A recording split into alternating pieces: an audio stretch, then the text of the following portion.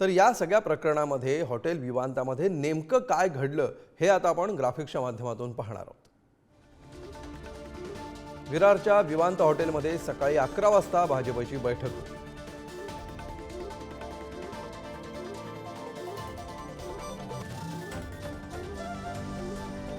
भव्याच्या कार्यकर्त्यांनी बैठकीच्या ठिकाणी छापा मारला।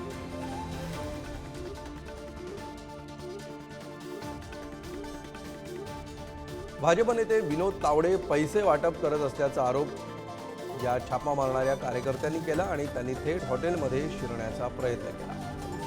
भव्य आमदार क्षितिज ठाकूर आणि कार्यकर्ते हे काही वेळातच विनोद तावडे यांच्या जवळ पोहोचले आणि तावडेंना आणि त्यांच्या कार्यकर्त्यांना या दोघांनी सर्वांनी घेरण्याचा प्रयत्न केला। या ठिकाणाहून भव्याच्या कार्यकर्त्यांनी काही पैसे ताब्यात घेतले आणि तिथे असणारी एक डायरी सुद्धा त्यांना ताब्यात मिळाली।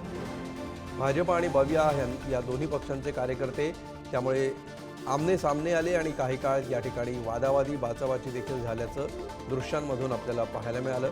भाजप उमेदवार राजन नाईक यांना भव्याच्या कार्यकर्त्यांकडून धक्काबुक्की करण्यात आली। 5 कोटी रुपये सापडले असा भव्या नेत्यांनी आरोप केलेला आहे।